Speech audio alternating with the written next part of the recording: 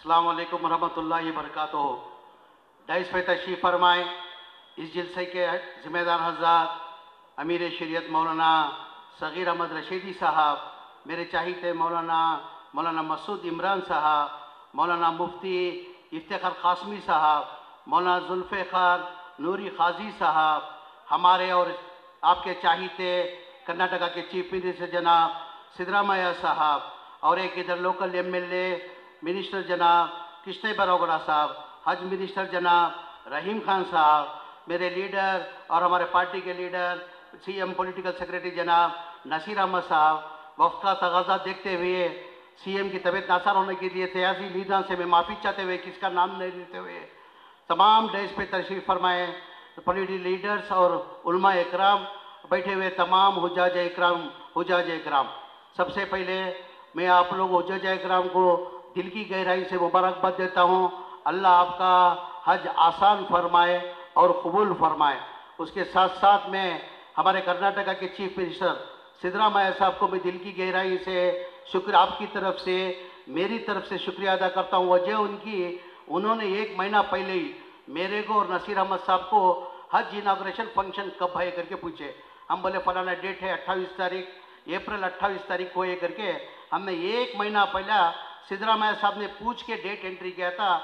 1 महीना पहले के 28 तारीख को फंक्शन है करके उनकी तबीयत नासार होने के बावजूद भी आज बेलगाम जाके स्पेशल फ्लाइट करके सिर्फ और सिर्फ हज का प्रोग्राम इनाग्रेशन प्रोग्राम है करके स्पेशल फ्लाइट करके 6 बजे आके मई और नसीर अहमद साहब जाने से पहले तबीयत नासार है, बुखार भी होने के कारण, और डोलो 650 खा के मई और नसीर साहब जाने से पहले हमारे चीफ मिनिस्टर ये फंक्शन के लिए आने के लिए तैयार थे।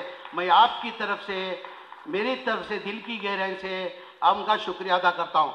ज़्यादा ना बात करते हुए, क्योंकि चीफ मिनिस्टर साहब की तबीयत नासार होने की वजह से मैं ज़्यादा ना बात करते हुए मैं सिर्फ मेरी 5 मिनट के लिए मेरी बात को ख़त्म करता हूँ।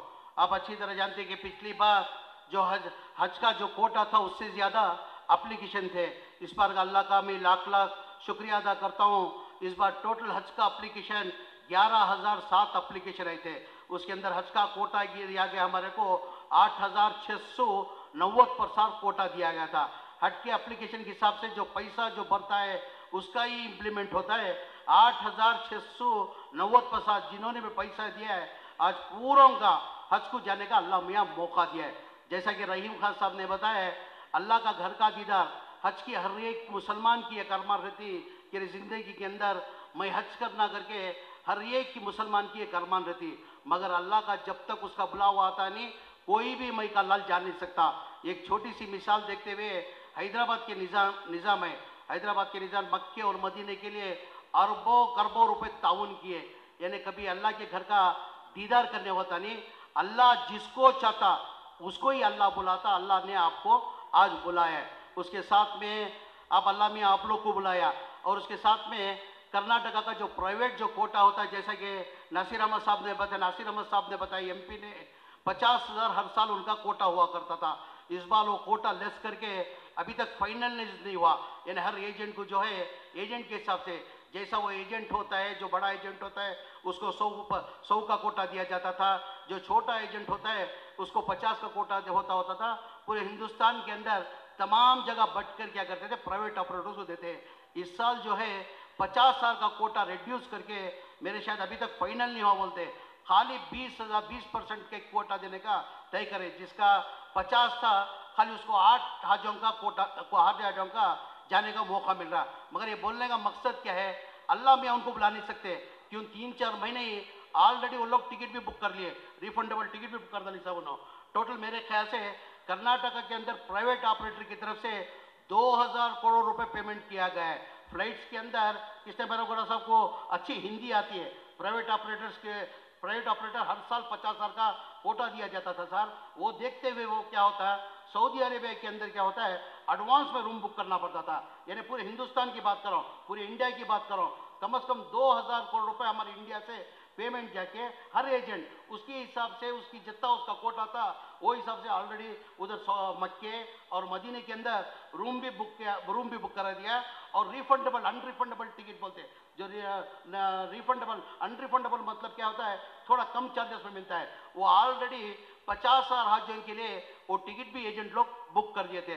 मगर अल्लाह मियाँ का उनको जाने का, अल्लाह मियाँ जब तक उनका बुलाने हुआ था अल्लाह मियाँ जाता नहीं। आप लोग से भी एक आजीज़ाना गुजारिश है, जो कल हज्जाज इकराम कल की शाम की फ्लाइट है, जो हज्जाज इकराम जा रहे, अल्लाह के वास्ते जैसा जाके पहुँचते उन हाजियों को भी अल्लाह मियाँ उनकी भी जो अरमान है अल्लाह पूरी करना करके आपसे गुजारिश करता हूँ।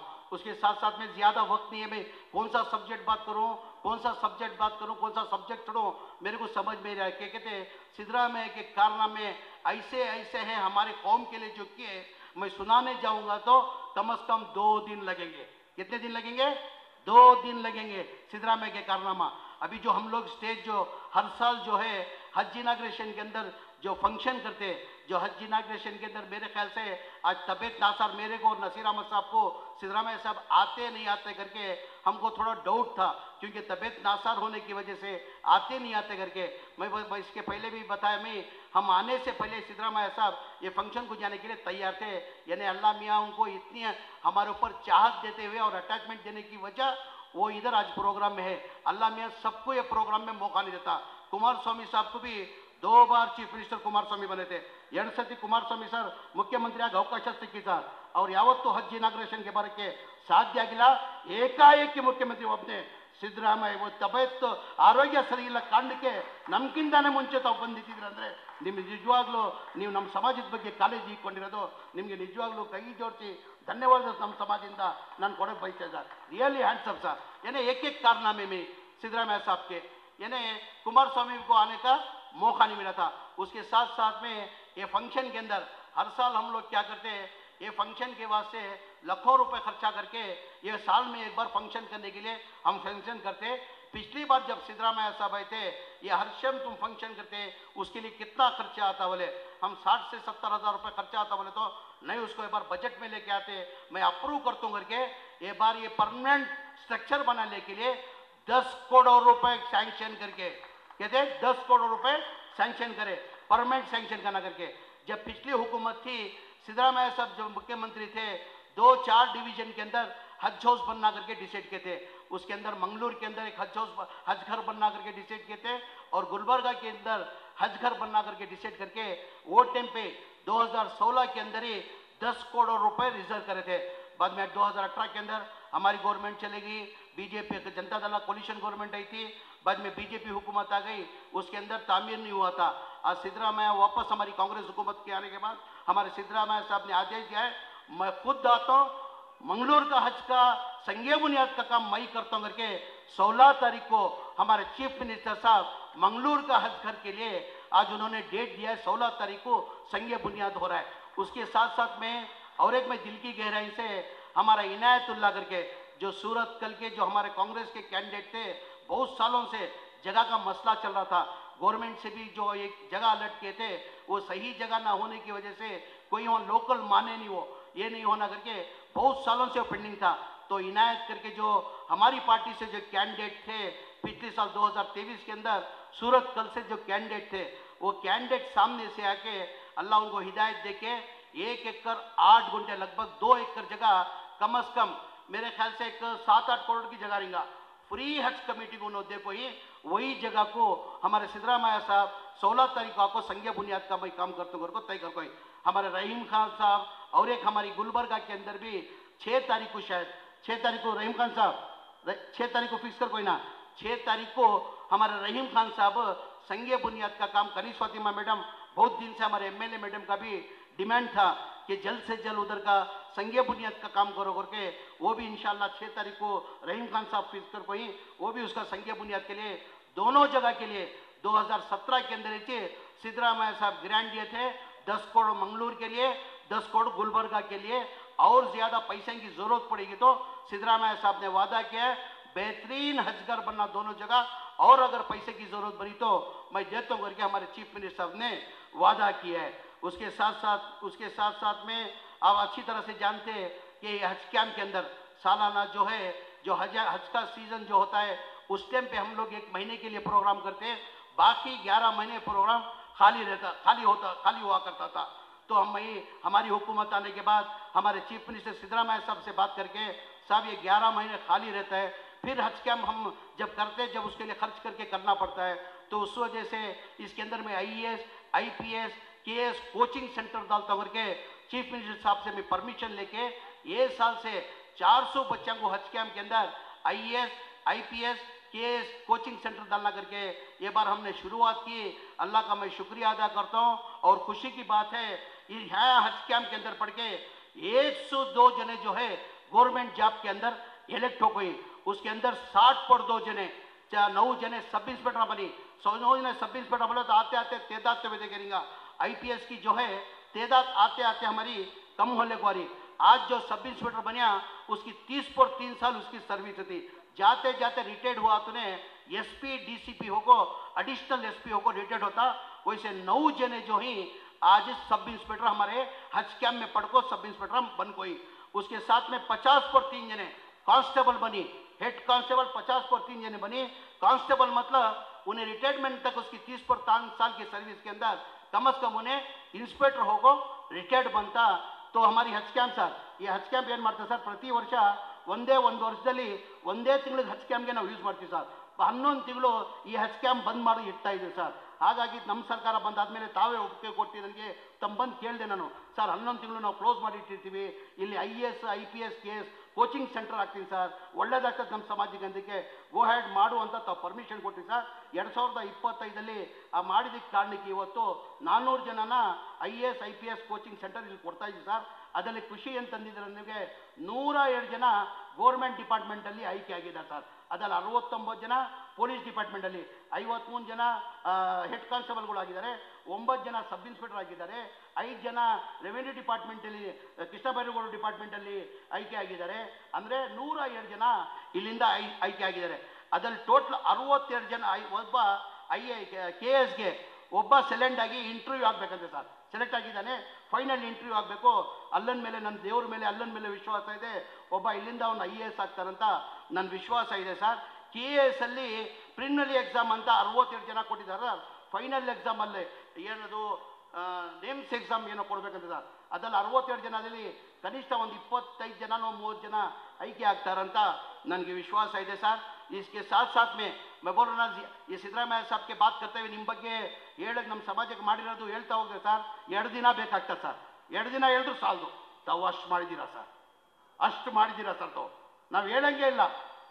ये कहते हुए आप जैसा कि हमारे नासिर हुसैन साहब ने बताया, जो हमारे सिद्धरामैया साहब ने जो बजट क्यों बोले तो ऐसा मौका हमारे को दोबारा मिलता नहीं। उलमाए कराम भी तमाम बैठे, ಒಂದು 5 ನಿಮಿಷ ಲೇಟ್ ಆಗೋ ಸರ್, ನಮ್ಮ ಸಮಾಜ ಇಡೀ ರಾಜ್ಯದಿಂದ ಬಂದವರು ಸರ್, ಅವ್ರಿಗೂ ಗೊತ್ತಾಗಬೇಕಿಲ್ಲ ಸರ್ ತಾವೇನು ನಮ್ಮ ಸಮಾಜಕ್ಕೆ ಮಾಡಿದ್ದೀರ ಅಂತ ಅವ್ರಿಗೂ ಅರ್ಥ ಆಗಬೇಕಂತೆ ಸರ್। ಒಂದು 2-3 ನಿಮಿಷ ಹೆಚ್ಚಾಗಿ ತಗೊಂತೀನಿ, ದಯಮಾಡಿ ತಪ್ಪಾಗಿ ಭಾವಿಸ್ಬಾರ್ದು, ಬೇಜಾರು ಮಾಡ್ಕೊಳ್ಬಾರ್ದು ಸರ್, 2 ನಿಮಿಷ ಜಾಸ್ತಿ ತಗೊಂತೀನಿ ಸರ್। जो हमारा 2013 से पहले बहुत से चीफ मिनिस्टर है, बहुत से चीफ मिनिस्टर गए, उन्होंने जो माइनॉरिटी जो ग्रांट था हमारे 400 करोड़ के ऊपर माइनॉरिटी ग्रांट कभी बढ़ा नहीं। कभी भी हमारा जो माइनॉरिटी का जो बजट होता था कोई भी चीफ मिनिस्टर आंदो 30 करोड़ 40 करोड़ बढ़ाते बढ़ाते 400 करोड़ को लेके, जब सिद्धरामैया साहब पहली बार जब चीफ मिनिस्टर बने 2013 के अंदर, वो बजट को कितना करना, डबल करे तो 800 करोड़ रुपए, 3 गुना करे तो कितना होता 1200 करोड़ रुपए। तो सिद्धरामैया साहब हमारी कौम के ऊपर चाहत रखते हुए मुसलमानों को नाइंसाफी हो रही, उनको हक देना अगर को 3200 करोड़ रुपए बजट करे, कहता 400 करोड़ से 3200 करोड़ रुपए बजट करे।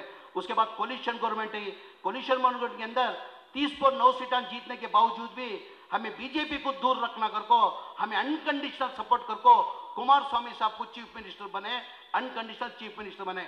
जब हम ना हमारी सपोर्ट लेको, जब कुमार स्वामी साहब चीफ मिनिस्टर बने, हम ना मालूम हुआ कि जो सिद्धरामैया साहब जो बजट दिए थे वो बजट को इन्हें कम करने वाले ही घर को मालूम होने के बाद हमें तमाम मुस्लिम कायदी लीडर पूरे जाको मिलको जाको कुमार स्वामी साहब के साथ बात करें, साहब ये मुश्किल से हमारे सिद्धरामैया साहब हम ना ग्रांट देखो इसो, ये मेहरबानी से हम ना तुम्हें बड़े नहीं तो परवानी, ये ग्रांट हम ना कम नहीं करना कर को जाको कुमार स्वामी साहब को पूछे। कुमार स्वामी साहब इल्ला ने नहीं करता कर को बोल को जब बजट प्रेजेंट करे 1250 कर को 1800 करोड़ को लगा को बजट ठहरा कर देने, कहते का 1800 करोड़ को उन्होंने रास्ता कौन दिखाया? जनता दल ने कुमार स्वामी दिखाने की वजह से बाद में बीजेपी हुकूमत 4 साल बीजेपी हुकूमत के अंदर 850 करोड़ को लगा को ठहरा कर दे।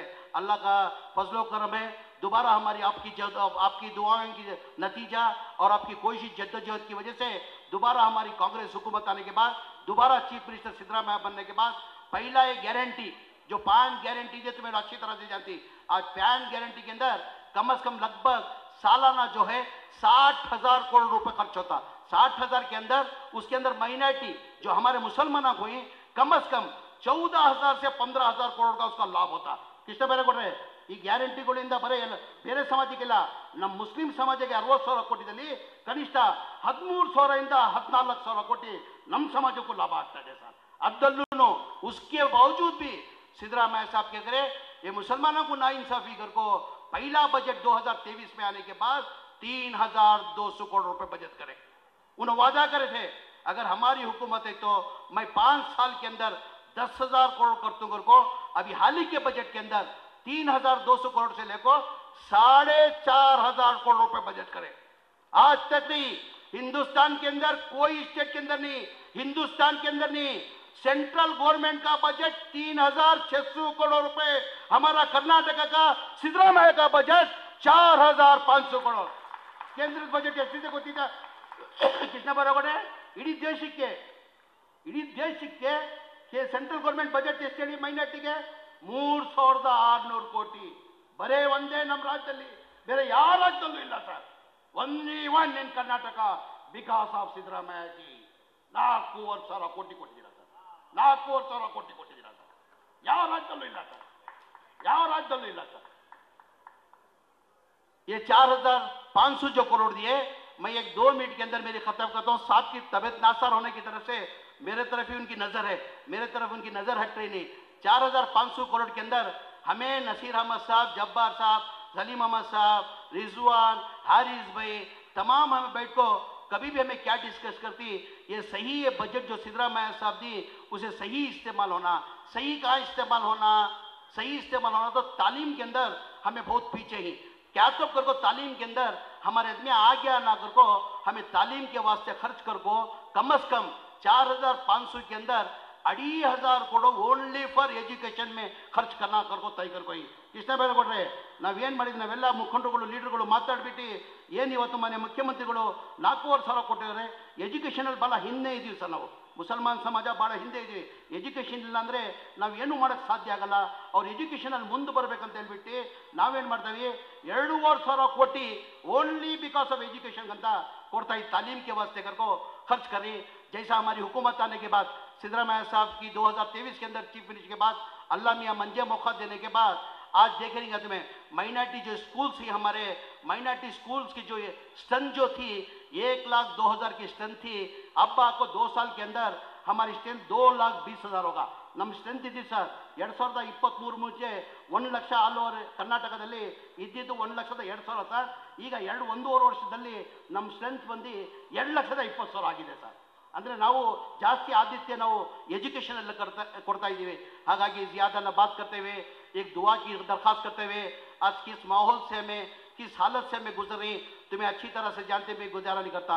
अल्लाह के बाद जब जब तुम्हें काबा देखती, जो भी तुम्हारी दुआ ही तुम्हारी पर्सनल तुम्हें दुआ मांगने को काबा देखने के बाद अल्लाह मियाँ जो भी दुआ तुम्हें मांगती अल्लाह कबूल तक को हमना सब उसका यकीदा और यकीन हमना।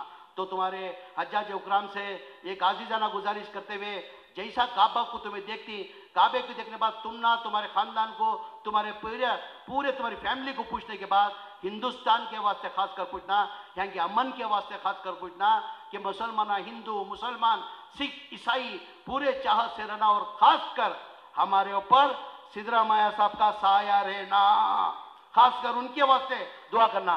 ऐसे सीधे एक चीफ मिनिस्टर आया तो मैं छोड़ो नसीर साहब छोड़ो, दूसरे छोड़ो, एक हमारा कर्नाटका के अंदर ऐसा हमना रहबर हमना चीफ मिनिस्टर मिला तो मुसलमानों को कोई भी तकलीफ नहीं आती।